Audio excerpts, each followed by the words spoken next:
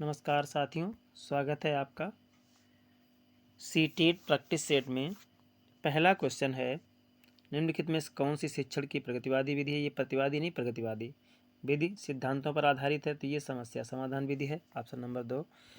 अधिगम प्रक्रिया उद्दीपन एवं के बीच की संगति है। ये उद्दीपन एवं अनुक्रिया के बीच की संगति है। थॉर्नडाइक ने बताया है कि अधिगम की प्रक्रिया के दौरान उद्दीपक एक अनुक्रिया के बीच इस प्रकार का बंधन बन जाता है। उद्दीपक और अनुक्रिया के बीच एक प्रकार का बंधन बन जाता है, या फिर ऐसे कह दीजिए कि संबंध बन जाता है, जिन्हें उद्दीपक अनुक्रिया बंधन कहते हैं। जिन्हें उद्दीपक अनुक्रिया बंधन या एसआर बंधन कहते हैं। ठीक है, एसआर बॉन्ड। नेक्स्ट क्वेश्चन है, निम्नलिखित में से कौन सा शिक्षण का स्तर नहीं है। शिक्षण का किसका शिक्षण का स्तर नहीं है। तो परवर्ती स्तर, अभिप्रेरणा स्तर, स्मृति स्तर, अवबोध स्तर। अब देखिए, शिक्षण के 3 स्तर बताए गए हैं। शिक्षण के 3 स्तर हैं। पहला तो हो गया स्मृति स्तर, ये तो है, ठीक है। दूसरा स्मृति स्तर के बाद होता है अवबोध स्तर, ये भी स्तर है भाई। तीसरा हो गया है अवबोध स्तर के बाद चिंतन स्तर। चिंतन स्तर इसमें नहीं है, लेकिन चिंतन स्तर का एक और नाम होता है परवर्ती स्तर। तो ये तीनों हो गए। अब चौथा एक और स्तर है, वो 3 स्तर बताया गया। हाँ, चौथा एक और स्तर है, इसमें अभिप्रेरणा स्तर। तो जब तीन ही बताए गए हैं तो अभिप्रेरणा स्तर नहीं है। यही हमारा ऑप्शन सही हो जाएगा, ऑप्शन नंबर 2। नेक्स्ट क्वेश्चन है, शैक्षणिक उद्देश्य। शैक्षणिक उद्देश्यों के ब्लूम के वर्गीकरण के भावात्मक पक्ष में निम्नलिखित में से कौन सा तारा संबंध नहीं है। मतलब कौन सा तारा संबंध नहीं, इसका वही सिस्टम हम समझ ही नहीं पा रहे। तारा संबंध क्या होता है। शिक्षण उद्देश्यों के ब्लूम के वर्गीकरण के भावात्मक पक्ष के निम्नलिखित में से कौन सा स्तर होगा। कौन सा स्तर संबंधित नहीं है। संबंधित नहीं है, ये तारा संबंध नहीं। तो अब ब्लूम के वर्गीकरण के भावात्मक पक्ष में इसमें से व्यवस्थापन स्तर संबंधित नहीं है, कि अनुक्रिया स्तर संबंधित नहीं है, कि आग्रह स्तर, की ज्ञान स्तर। इनमें से कौन सा स्तर संबंधित नहीं है। तो इनमें से ज्ञान का स्तर संबंधित नहीं है। ऑप्शन नंबर 4 सही चला जाएगा। एक बार देख लीजिए, ब्लूम ने जो वर्गीकरण दिया है उनमें से भावात्मक पक्ष में निम्नलिखित में से जो संबंधित स्तर हैं वो कौन कौन से हैं। पहला तो होता है आग्रहण, इसके बाद में प्रतिक्रिया या अनुक्रिया भी होता है, और इसके बाद में अनुमूल्यन होता है। अनुमूल्यन के बाद में एक होता है व्यवस्थापन या संगठन। व्यवस्थापन या इसी को संगठन कहते हैं। एक स्वाभाविकरण और होता है। क्या होता है। स्वाभाविकरण। इतने हैं। तो इनमें ज्ञान कहीं पर नहीं है। आग्रहण भी है, अनुक्रिया भी है, व्यवस्थापन भी है। नेक्स्ट है, निम्नलिखित में से कौन सी शिक्षण विधि प्रजातांत्रिक नहीं है। प्रोजेक्ट विधि, सहभागी विधि, व्याख्यान विधि, सामूहिक परिचर्चा। तो सामूहिक परिचर्चा या इनमें से कौन सी विधि प्रजातांत्रिक नहीं है, ये पूछ रहा है। इनमें से व्याख्यान विधि प्रजातांत्रिक नहीं है। कौन सी व्याख्यान विधि प्रजातांत्रिक नहीं है। प्रोजेक्ट विधि, सहभागी विधि और सामूहिक विधि, ये परिचर्चा या सामूहिक परिचर्चा, ये कैसी हैं, ये प्रजातांत्रिक हैं। और व्याख्यान विधि कैसी है भाई। व्याख्यान विधि प्रजातांत्रिक ना होकर के कि प्रभुत्ववादी विधि है। कैसी है, प्रभुत्ववादी विधि है। प्रभुत्ववादी विधि में व्याख्यान विधि होती है और दूरदर्शन विधि और होती है। दूरदर्शन विधि होती है और अभिक्रमित अनुदेशन भी होता है। अभिक्रमित अनुदेशन होता है और व्यक्तिगत निर्देशन अनुवर्ग होता है। व्यक्तिगत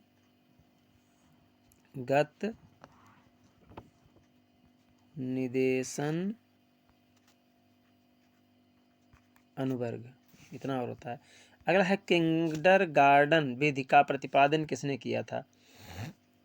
किंडरगार्टन विधि का प्रतिपादन किसने किया था। तो किंडरगार्टन विधि का प्रतिपादन कोक, फ्रॉबेल, मॉन्टेसरी और डाल्टन। इतना दिए हैं। तो इसमें से किया था फ्रोबेल ने, किसने? फ्रोबेल ने किया था किंडरगार्टन विधि का प्रतिपादन। और ये किंडरगार्टन का अर्थ क्या होता है? किंडरगार्टन का अर्थ होता है बच्चों का उद्यान,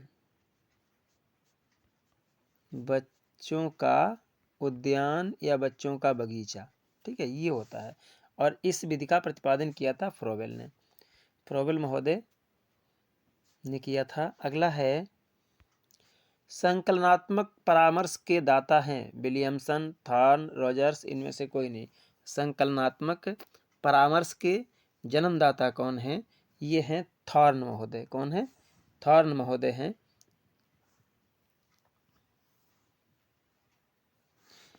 नेक्स्ट है छात्र के अवांछित व्यवहार के संशोधन हेतु सबसे प्रभावी विधि है उसके माता पिता को सूचित करना, छात्र को दंडित करना, उसे नजरअंदाज करना, अवांछित व्यवहार के कारण का पता लगाना तथा उपचारों का सुझाव देना। यही ऑप्शन सही जाएगा। हम उसके कारणों का पता लगा करके, क्योंकि टीचर सिर्फ टीचर नहीं होता है, टीचर एक समझ लीजिए भावात्मक डॉक्टर भी होता है, जो भाव को चेंज करना है, ठीक है, इमोशनल ट्रीटमेंट करने वाला एक डॉक्टर भी होता है टीचर। डिसलेक्सिया संबंधित है लेखन संबंधी समस्या, पढ़ने संबंधी समस्या, गणित कौशल संबंधी समस्या, वाक संबंधी विकार। अब बताइए इनमें से डिसलेक्सिया किससे संबंधित है? तो लेखन संबंधी समस्या क्या होता है? डिसलेक्सिया या डिस्ग्राफिया, लेखन संबंधी समस्या होता है डिसग्राफिया, डिसग्राफिया। साफ साफ लिख देते हैं क्योंकि सभी ऑप्शन समझ में आ जाएं। ये लेखन संबंधी समस्या होती है डिसग्राफिया, डिसग्राफिया। और इसे लेखन संबंधी समस्या को डिस्ग्राफिया भी कहते हैं और डिसप्रेक्सिया भी कहते हैं। क्या? इसे डिसप्रेक्सिया भी कहते हैं, डिसप्रेक्सिया भी कहते हैं। तो अब इसमें डिसलेक्सिया पूछा है तो ये तो ऑप्शन हमारा गलत हो गया, नहीं संबंधित है। अगला है पढ़ने की समस्या। पढ़ने की समस्या साहब क्या होती है? पढ़ने की समस्या होती है डिसलेक्सिया। पढ़ने, ये डिसग्राफिया ऐसे डिस्प्रेक्सिया थी, और पढ़ने की समस्या होती है डिसलेक्सिया, डिसलेक्सिया। और डिसलेक्सिया ये पूछ रहा है तो ये ऑप्शन हमारा सही हो गया। अगला है गणित कौशल समस्या। गणित कौशल समस्या होती है साहब डिसकैलकुलिया, डिसकैलकुलिया होती है गणित संबंधी समस्या, ठीक है। इसके बाद में जो वाक संबंधी होती है समस्या वो होती है अफेजिया। क्या होती है? अफेजिया होती है या डिस्फेजिया होती है? डिफेजिया, डिफेजिया। तो ये सारे आपको चारों ऑप्शन पता हो गए। नेक्स्ट है ब्रेल लिपि एवं टेप रिकॉर्डिंग किसके लिए शैक्षिक प्रावधान के रूप में प्रयुक्त किया जाता है? ब्रेल लिपि एवं टेप रिकॉर्डिंग ये दृष्टिबाधित विद्यार्थियों के लिए शैक्षिक प्रावधान के रूप में प्रयुक्त किया जाता है। नेक्स्ट क्वेश्चन है, अब साइंस से क्वेश्चन है। 10 क्वेश्चन हमने लिए थे शिक्षा बाल मनोविज्ञान से और 10 क्वेश्चन लिए हैं हमने साइंस से। हिप्पोकैम्पस है, हिप्पोकैम्पस क्या? स्तनधारी है, सिलेंटेड है, प्रोटोकार्डेट है, मीन है? ये मछली है। क्या है? मीन है। और इसको हिप्पोकैम्पस, इसका एक और नाम होता है समुद्री घोड़ा। क्या नाम होता है? समुद्री घोड़ा, क्योंकि इसका मुंह जो होता है वो घोड़े के समान होता है, इसलिए इसको समुद्री घोड़ा कहा जाता है। नेक्स्ट क्वेश्चन है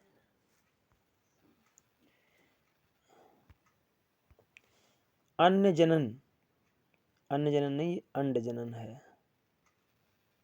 अंड जनन की प्रक्रिया में अधिकतम होने वाला हार्मोन्स है, जब अंड जनन होता है यानी अंडोत्सर्ग होता है तो उसमें सबसे ज़्यादा ल्यूटिनाइजिंग हार्मोन्स होता है, एलएच हार्मोन्स। क्या होता है? एलएच हार्मोन्स अर्थात ल्यूटिनाइजिंग हार्मोन्स अधिकतम होता है। और इसको जो है महिलाओं में ज़्यादातर होता है। ल्यूटिनाइजिंग महिलाओं में होता ही है। प्रोजेस्टेरॉन हार्मोन्स ये भी महिला फीमेल हार्मोन्स है। एस्ट्रोजन हार्मोन्स ये भी फीमेल, और अच्छा ये फॉलिकुलेटेड स्टिमुलेटिंग हार्मोन्स, इसका नाम होता है फॉलिकुलेट स्टिमुलेटिंग हार्मोन्स, ये FSH होता है। चलिए, जनन हार्मोन्स हैं ये सभी। नेक्स्ट क्वेश्चन है, निम्नलिखित में कौन सा ऊतक है? अब देखिए, कोशिकाओं के संग्रह से ऊतक बनते हैं और ऊतकों के संग्रह से अंग बनते हैं। यानी ऊतक होता है कार्य तथा संरचना में समान कोशिकाओं के समूह को, कार्य और संरचना में समान कोशिकाओं के समूह को ऊतक कहते हैं।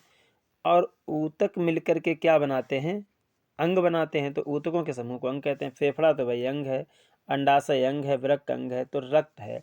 अब कभी कभी ये पूछा जाता है कि रक्त कैसा ऊतक है? रक्त है तरल संयोजी ऊतक। कैसा है? तरल संयोजी ऊतक है रक्त, तरल संयोजी ऊतक है।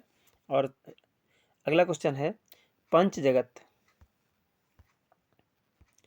पंचजगत वर्गीकरण विधि के अनुसार बैक्टीरिया और नीलहरी शैवालों को सम्मिलित किया गया है। पंचजगत वर्गीकरण के अनुसार बैक्टीरिया और नीलहरी शैवालों को किसमें सम्मिलित किया गया है? तो ये सम्मिलित किया गया है मोनेरा वर्ग में, बैक्टीरिया और नीलहरी शैवाल को। ये दिया किसने था पंचजगत वर्गीकरण? ये पंचजगत वर्गीकरण दिया है व्हिटेकर, WHITAKER। इन्होंने 5 जगतों में बांटा है। पहला जगत इन्होंने कौन कौन से जगतों में बांटा है? इन्होंने बांटा है मोनेरा, पहला है मोनेरा। मोनेरा में किसको रखा गया है? बैक्टीरिया और नीलहरी शैवालों को, अभी बता चुके, ये पहला हो गया। दूसरा इन्होंने बांटा है प्रोटिस्टा, इसमें एक कोष की जीव हैं, ठीक है, एक कोष की जीव है प्रोटिस्टा में। यूकैरियोटिक और एक कोष की जीवों को, जैसे शैवाल है, प्रोटोजोआ है, स्लाइम मोल्ड वगैरह, इनको रखा गया है।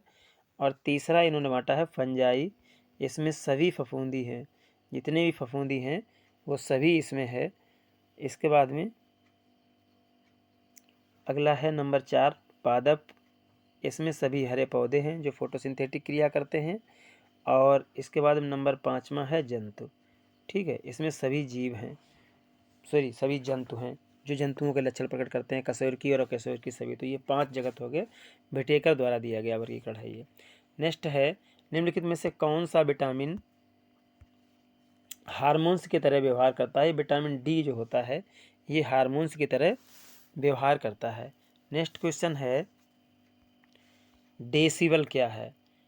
डेसिबल क्या है? एक वाद्य स्वरक है, एक वाद्य यंत्र है, शोर का तरंग है, ध्वनि स्तर की माप। डेसिबल ध्वनि स्तर की माप है। ध्वनि स्तर की मापक इकाई को डेसिबल कहते हैं। और 80 डेसिबल जो है, इससे अधिक की ध्वनि को हम ध्वनि प्रदूषण के अंतर्गत रखते हैं, या ध्वनि प्रदूषण के अंतर्गत।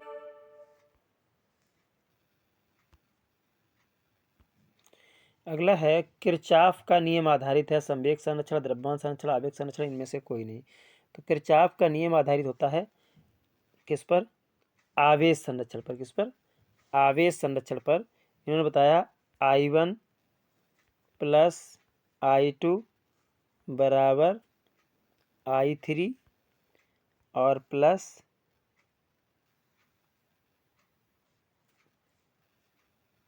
I3 प्लस I4 और प्लस I5। मान लीजिए कि ये I1 है, ये I2 है, और ये जो क्या है I3 है, I4 है, I5, यानी किसी निकाय पर आने वाली धारा और वहाँ से जाने वाली धारा, इनके मान समान होते हैं, ठीक है। अगला है,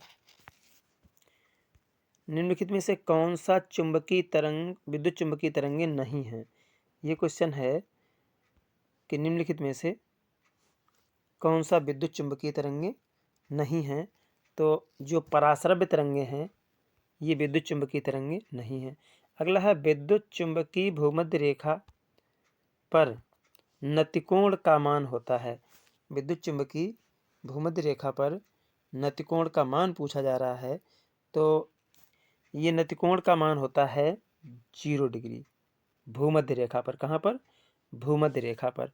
और अगर कभी आपसे ध्रुवों पर पूछ दिया जाए कि ध्रुवों पर कितना होता है, तो आप क्या ध्रुवों पर नतिकोण का मान होता है 90 डिग्री। और भूमध्य रेखा पर होता है 0 डिग्री। चलिए नेक्स्ट क्वेश्चन है, धन की चाल अधिकतम होती है, धन नहीं ध्वनि, ध्वनि की चाल अधिकतम होती है इस्पात में होती है। आपने देखा होगा जब कभी ट्रेन आती है तो बच्चे पटरी पे कान लगा के देखते हैं कि ट्रेन आ रही है कि नहीं आ रही है, ये ध्वनि की चाल होगी। अब हैं नेक्स्ट 10 क्वेश्चन हिंदी से।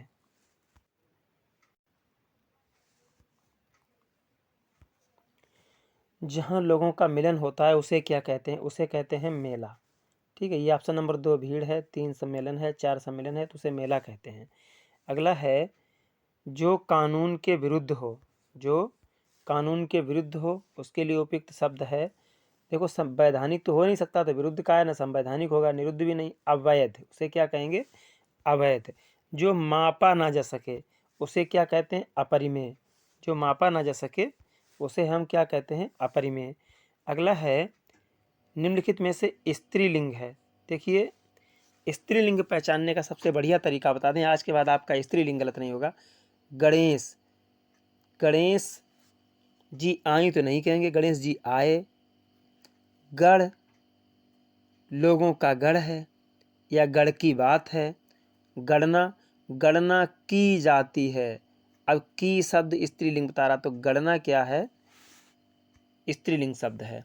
अगला है, गाड़ी गाड़ी, गाड़ी गाड़ी का अर्थ बताइए, सही युग्म का अर्थ बताइए। गाढ़ी, गाढ़ी मीन्स होता है गहरी और गाड़ी मीन्स होता है यान, तो पहला ही ऑप्शन हमारा सही है। ठीक है, नेक्स्ट क्वेश्चन है, आँख खोलना मुहावरे का सही अर्थ है। आँख खोलना मुहावरे का सही अर्थ है ज्ञान होना, भ्रम होना, आँख किरकिराना, लज्जा दूर होना। तो आँख खोलना का मतलब होता है ज्ञान हो जाना। अगला क्वेश्चन है, कामायनी, कामायनी महाकाव्य के रचयिता कौन है? कामायनी महाकाव्य के रचयिता जयशंकर प्रसाद हैं, जयशंकर प्रसाद जी का है कामायनी। नेक्स्ट है, मूर्ति शब्द का विलोम, मूर्ति शब्द का विलोम है, मूर्ति का है प्रतिमूर्ति समेत अमूर्त, तो मूर्ति नहीं मूर्त होता है, मूर्ति नहीं, क्या है ये? मूर्त, मूर्त शब्द का विलोम है अमूर्त। नेक्स्ट क्वेश्चन है, निर्धन में कौन सी संधि है? निर्धन में कौन सी संधि है ये कह रहा है, तो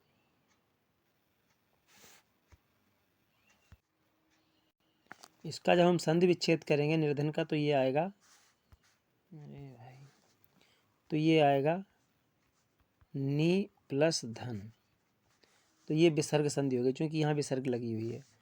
नेक्स्ट क्वेश्चन है, निम्न शब्द में हवा का पर्यायवाची है।